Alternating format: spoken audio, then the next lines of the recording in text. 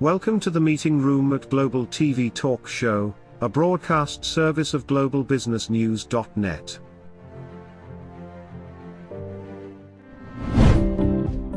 This episode from the meeting room of Global TV Talk Show is brought to you by The Bridge School, the accredited international online private school of choice, at bridgek12.org. Porch Light Rental and Destination Services. Reduce your renter lump sum or managed relocation costs.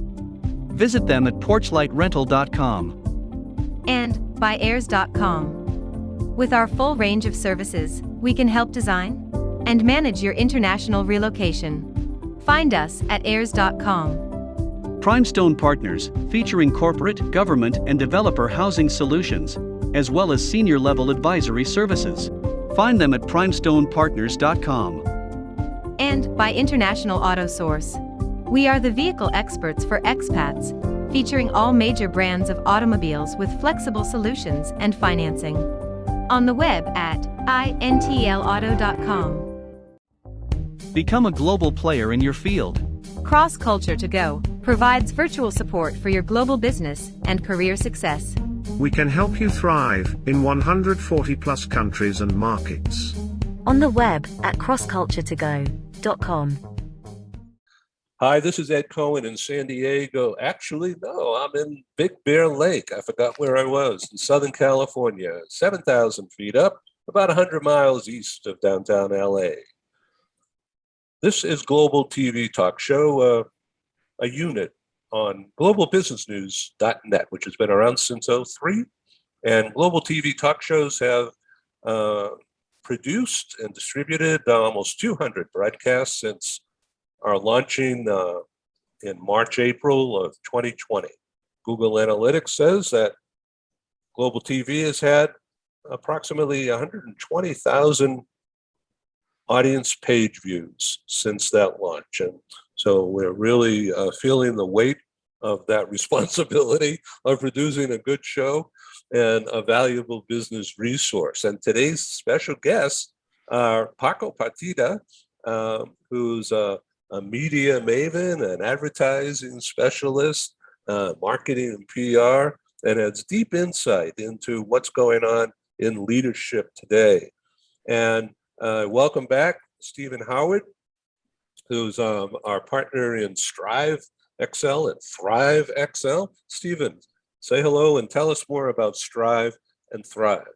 Thank you, Ed. Strive XL this is our program where we talk about leadership, what's changing leadership, how leaders can help their team members become better people, better employees, but just better people in general. And the XL is for extra large. We want to encourage people to strive to live extra large, lead extra large. And we have an extra large character today as our guest in Paco. Thank you very much for that. Oh, so Paco, why don't you self-introduce yourself a little bit more than I just did, and about what you're doing right now, what kind of work, and something about your background in BBDO and others. Of course. Well, I'm 23 years, a professional for 23 years in advertising. My whole life has been in advertising, but also I was in one job I was asked to go to the client side. So I used to handle all the marketing and media spend for Movistar. That it was like the second largest mobile company here in Mexico. And then I returned to agency. I really love, to provide service, to create strategies, and also to handle different kind of accounts. So, well, in my career, I've handled accounts such as PepsiCo, Sabritas, Cuervo, Mercedes-Benz, Goodyear, and among others, and Bimbo, for example, the biggest bakery company in the world. So, well, in my whole career, I was always at the client services. So that, I think that area for me was amazing, because you have always the intention of always provide the best thinking, the best service, and the best strategies to clients.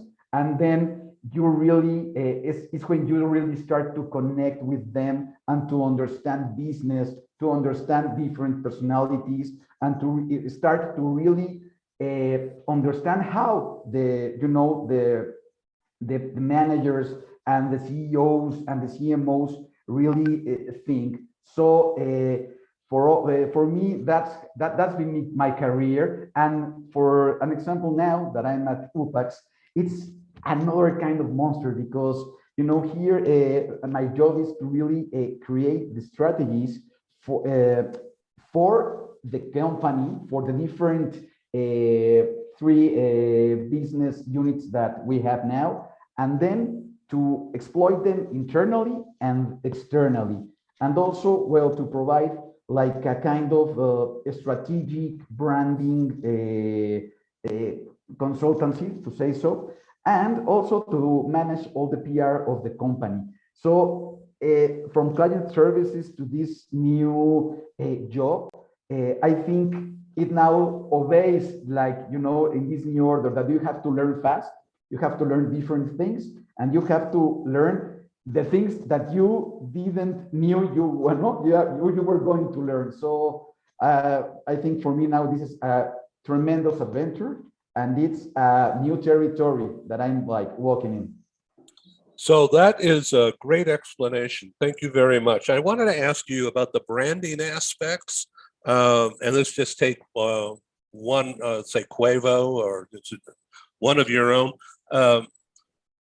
How much personality gets into that branding message today, considering the impact of pandemic on everybody? Well, I think for me, in my perspective, I think branding is the main thing that really connect the brands, the minds, and the hearts of the people. For me, I think you can say whatever you want. You can say 10,000 slogans, or you can make 20,000 ads. But the thing is, like, if this thing doesn't tell you something, doesn't make you feel something, then you are doing it wrong. So I think branding goes, in fact, for the products. In fact, I think we have our personal branding, so we have to rework on the products, to rework on what do we are, like humans, and also rework on what do we want the products to transform into, to really live into in this new era. But I think branding, it's like the main thing that makes make the brands love, or make people love brands. Sorry. All right, thank you, Stephen. Yeah, Paco, in the US, we read things about what's called the Great Resignation. 40% to 60% of the people think about changing jobs coming out of the pandemic. Are you seeing the same thing in Mexico and with your clients? Or is there going to be a huge turnover of staff coming out of the pandemic? Well, I have to tell you that I think it's a reality. I think it's it's the simple way to explain it. People are, I think, are losing hope. I think I can tell you like a specific fact. People is losing hope. People is like they are like losing the way, no? Because I think companies when the pandemic began, people didn't knew what to do. And then I think companies didn't knew what to do with the people in terms of to really realign them or redirect them, or create a message of hope and of empathy to maintain them. But I think that's something that I think in this year and a half is something that companies, I think we are like reworking, and we are making, like a kind of reengineering in terms of how could I retain people and make them feel that they are valuable, and that they have a future, in their jobs. I think people is mostly, I think younger people, they are like losing confidence and losing, it's like, I don't know if they don't give me what I want, this is not this is not my job, so I change to another job and I change to another job because I think the perspective has been lost. It's interesting. It's happening in Mexico like it's happening in North America, or sorry, in the United States. How do you think leadership needs to change coming out of the pandemic? Because obviously, as you say, people are losing faith in their leaders. So what do leaders need to do? I was like, well, it's a topic that here, for example, in the company and with my team, I was like talking about, no, about this. And I think the most valuable thing is like they see us, no, they want from leaders like to work like in three axes. It's like empathy, closeness, and certainty. Those three big words for them are like the word, like the main like values they want to see on us. So in my perspective, now leadership is, like a tailor-made thing.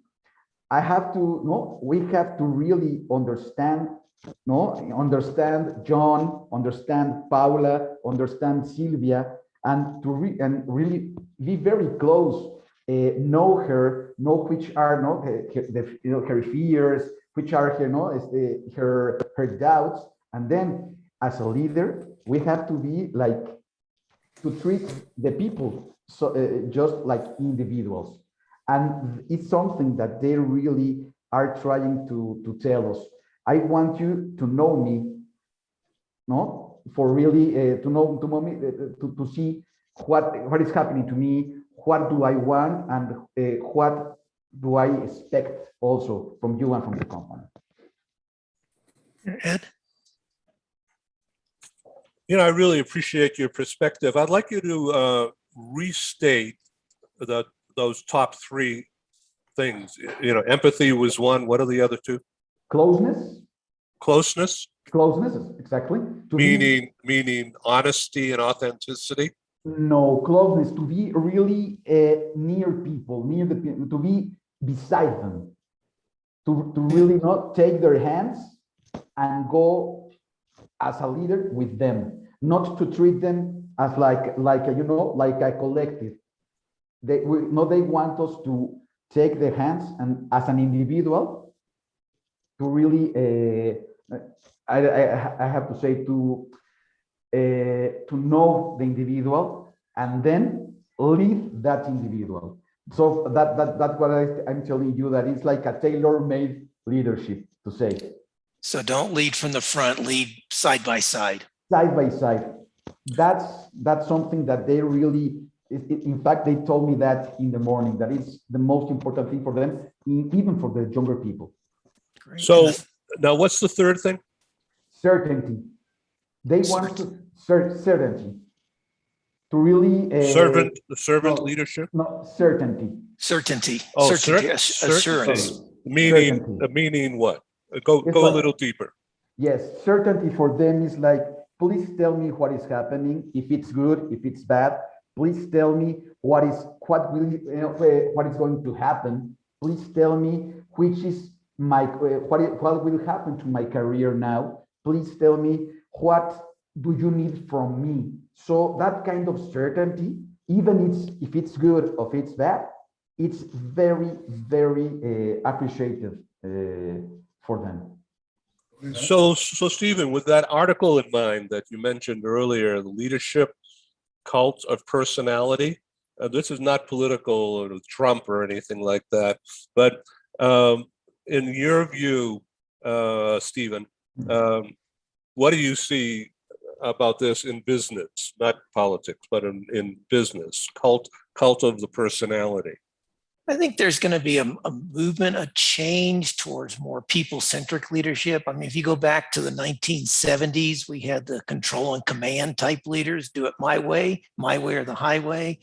We actually had cult leaders in the late 80s and early 90s. You know, we had Jack Welch at GE, we had John Reed at Citibank, things like that. And then we've gotten into more performance leadership, just sort of total focus on the bottom line, on results. Forget the people. People are like cogs in a machine. You know, we'll use them. We'll get, and that's emphasized by one of the Wall Street CEOs recently, who made a comment. You know, if people can go to dinner in New York City, they can come to work in New York City. He was trying to really convince people to come back to the office, and you know, that's almost a dinosaur era. The cult leadership is people like Steve Jobs, Elon Musk, you know, people following them because of who they are, their personalities.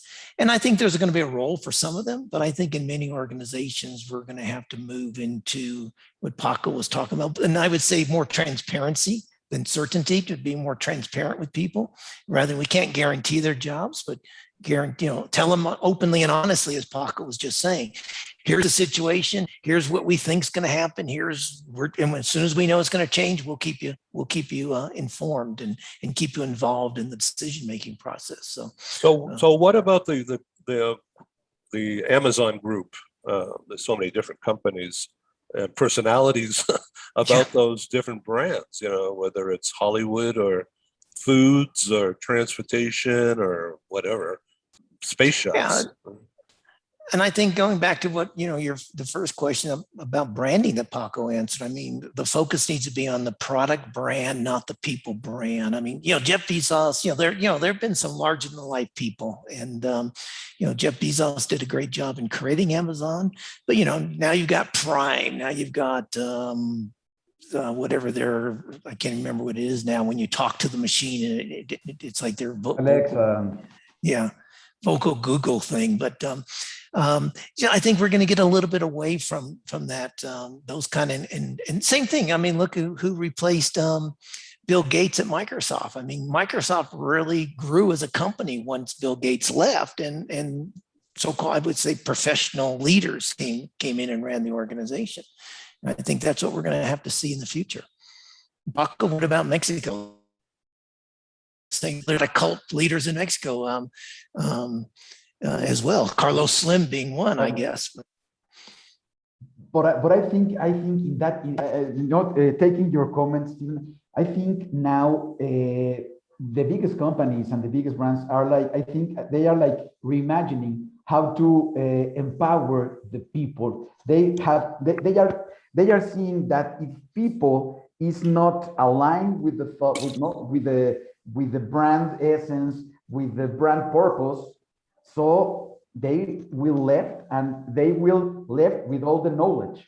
So for an example here, one of the main purposes of the company is to protect the people and to create strategies people-centered in terms of how do we make them feel better in terms of in terms of mental health and environment, to really provide a new experience in terms of how the work should be, for an example. But all the strategies are pointing to the people, because the thought that our CEO she's like very keen on protecting people to really protect the whole operation. And I think that's one of the things, and I think that's an important point, because when you do that, you became like a point of inspiration. You became like this kind of inspirational leader that keeps all the people, not because of who you are, but because of what do you think. And I think that's a really wise decision, because if you inspire people, they will do more than they expect. Yeah. And the article focuses also on that's not the personality. It's that as we come out of the pandemic, decisions are going to be so major, so convoluted, complex, that really very few people can make all the decisions for organizations. So the article, and this was in Fast Company a few days ago, really talks about what they call powerful collective intelligence. It's getting diversity and inclusion in the decision-making process at all levels of the organization. So instead of being top down and the CEO making all the decisions and everyone executing those decisions, is really bringing that power, as you were saying, Paco, empowering people, make decisions collectively as a group. I think that's something that's tremendous. That's a tremendous thing, because the collective decision really makes people be part, makes the people feel part of it, and they work for that. Yes. As a whole team. And I think that's the only way we should, like, no, we are going to pass this, this economic and economic barrier that we are now. I have to tell you, for example, here in Mexico, even the economy is stagnant, and companies are like very, how can I say, anxious, but at the same time with the fear to make things, to create something. So even 1 year and a half, we still are living in this anxiety and in this kind of uncertain market. And that really hurt us, because what we, in fact, as a company that provides services, we need clients to make decisions to do. And we are trying to really empower, to say to the clients, please, you have to put the head out of the water and let's do something, because that's the only way people will really start to really believe in you, or to re-choose you, for an example. But I think we are stagnant in that. I have to say, here in Mexico. We interrupt this broadcast to bring you a timely announcement. Hi, I'm Sergei Gorbatov. I'm Angela Lane. Together we're researchers, writers and practitioners in the field of human resources. And we've also been multi-country, multi-assignment career expats. We owe our professional development and growth to a very large extent to the international assignment opportunities that we have had. But in a world where distributed work may become the norm, we also want to understand what will happen to the nature, duration, and purpose of international assignments. Together with our colleague, Julian Dalzell from the University of South Carolina, we're undertaking a study on the future of expatriation. And we'd value your contribution. You can participate in this important study by completing a simple 10-minute questionnaire. Access the questionnaire by typing in your browser tinyurl.com/expert-study. That's tinyurl.com/expert-study. You can also find the link here on ED's website next to this video. Thank you for joining us in this study. In return for your contribution, we'll provide you with a copy of our research. And of course, you'll be invited to an exclusive webinar hosted by Ed, where we will share our findings right here on Global Business News. And so please go to tinyurl.com/expat study. Take the survey so that we can better understand the future of expatriation.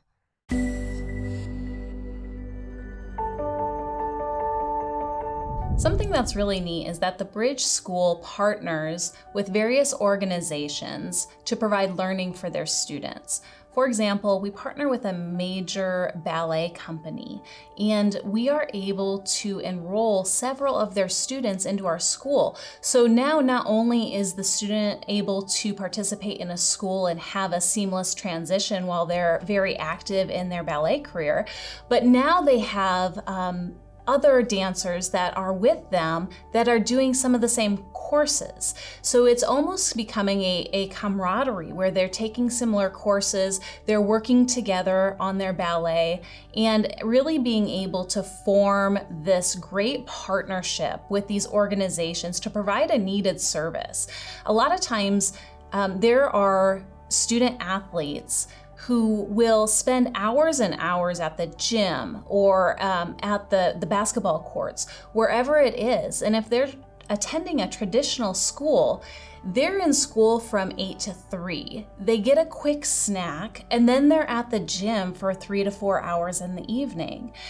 Coming to us and having that partnership, they're able to break that up throughout the day. They can have a morning practice, get some schooling in, have an afternoon practice, finish their schooling in the evening.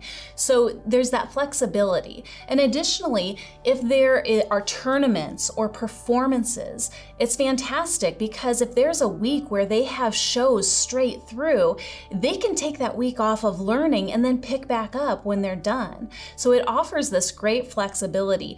And for the program owners of these sports leagues, it is a win-win situation for them because they see this need. They see this need that their students need to make sure that they are obtaining the grades necessary to be successful adults in our country and in other countries. But it provides them an environment where they can be successful at both.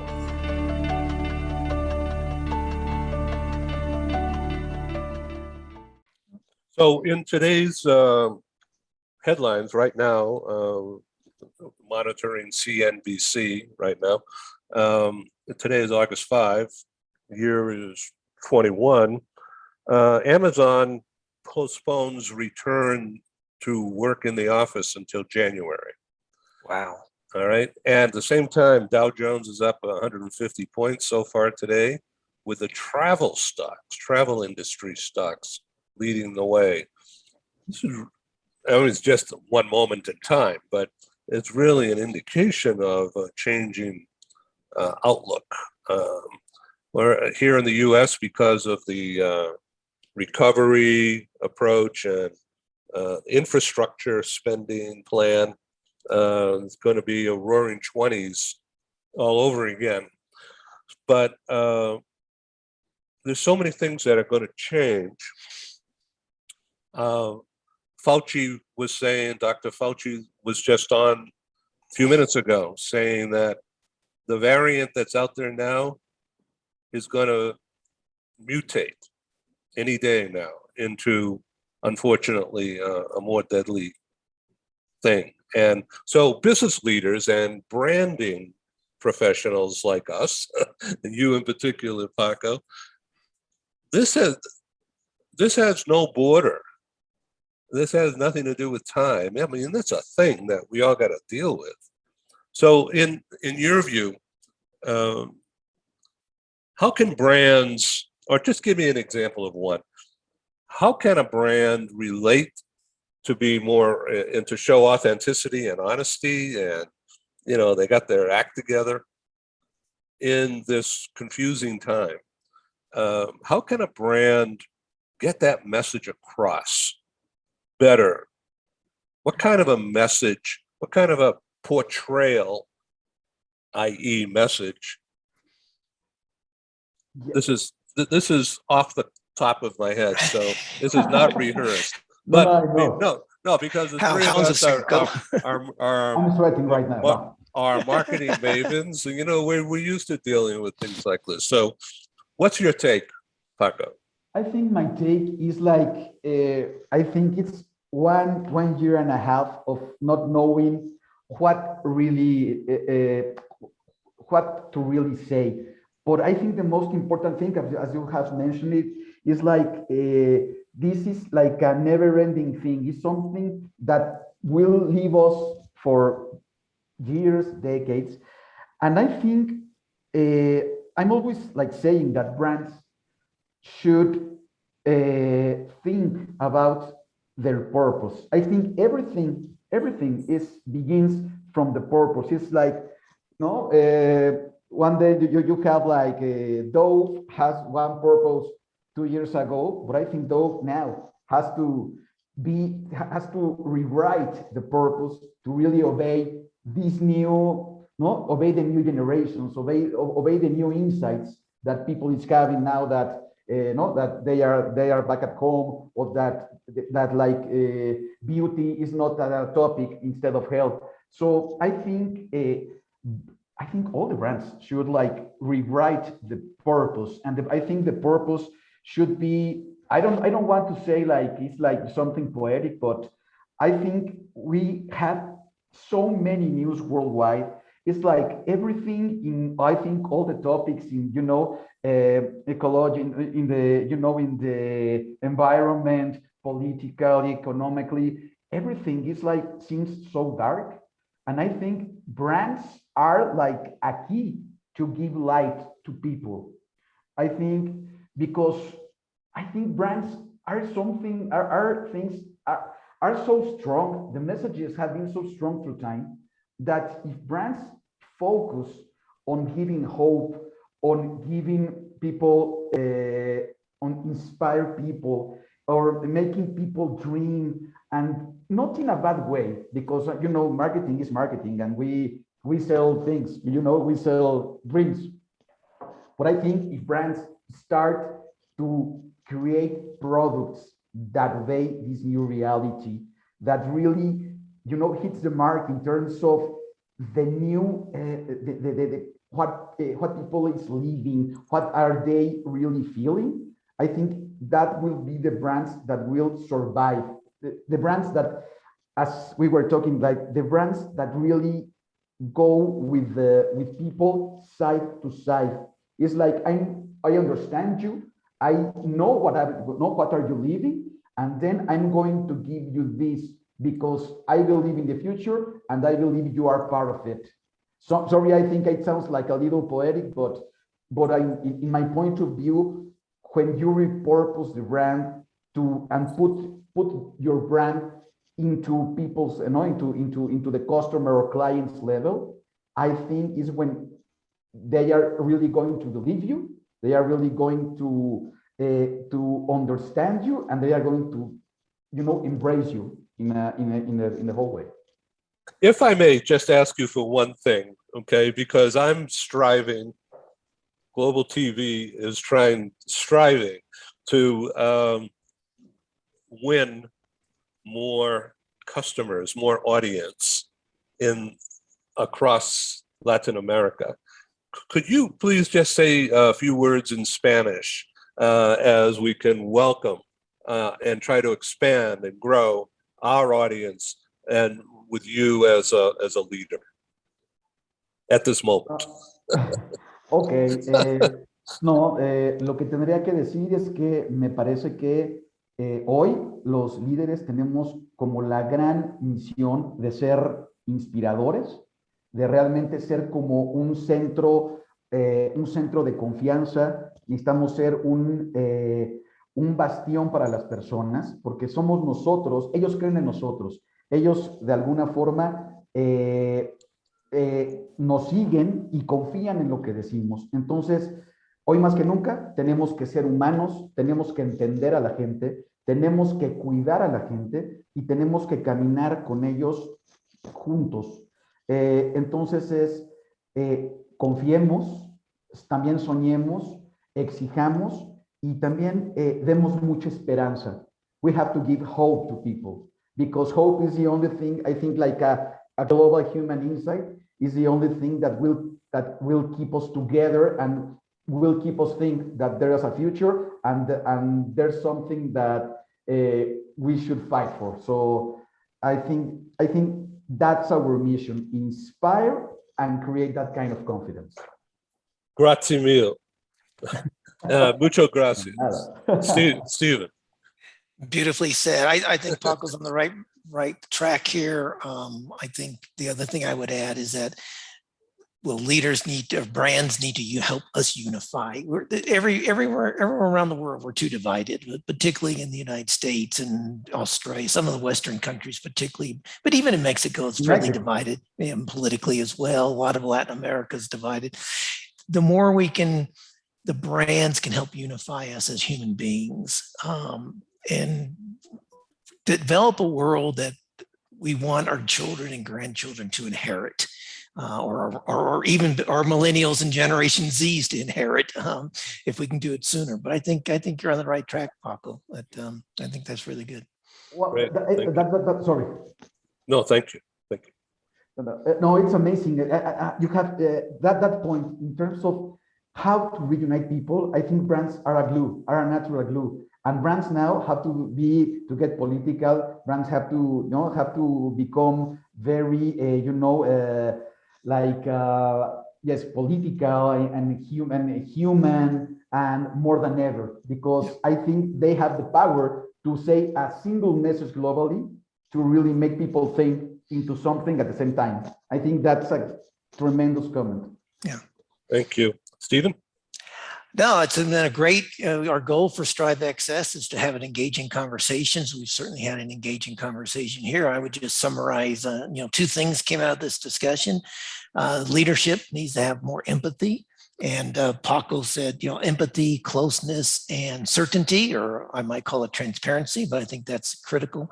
And that brands, we need leaders to develop brand messaging that helps unite us, creates a more kinder world. Again, there's just so much argumentation in the world.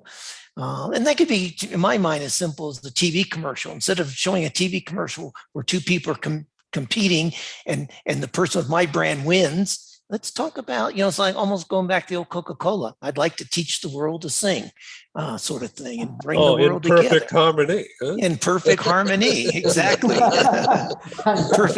perfect humany. And we need that. We need that back. And I know, Paco, you were BBDO and that was a Pepsi agency, but still that Coca-Cola message resonates. And we need that kind of a message here in the second decade of the 21st century. We need happiness. We need joy. Yeah. We need, yes, in fact, I wrote something. Sorry, I wrote something I want to share with you. Hopefully please do. It's like, we are responsible in keeping people interested and inspired, and imagining every moment how to create and enhance their actual positions, projects, and innovation to overcome the challenges of this new order. Yeah. We should make them feel completely capable of imagining bigger, better, and disruptive ideas that could become major products, business, and true differentiators. Paco, I think you need to write a book about that, and I'll help you publish it. and come back on Global TV. Thank you very much for being on our show. I look forward to meeting you in person someday and shake hands. Of course, really, and take an amazing tequila or a rum, whatever. Okay, we will do it. I'll come and visit in Mexico City. Muchas gracias, mi amigo. Tu casa es mi casa. Sí. Yeah. My house is your house. Thank you. And by the way, I love that picture you have behind you with the falling leaves decorating the ground. Yes. Thank you very much. Yeah, that's great. Great. All right. This is Ed in Big Bear, and Stephen in Mexico City, and Paco somewhere in Mexico City. Thank you very much for the invitation. It's been amazing, an amazing chat. Adios, amigo. Thank you. Thank you. Bye-bye. Thank you for joining us in the meeting room at Global TV Talk Show. Have a wonderful day, and stay safe.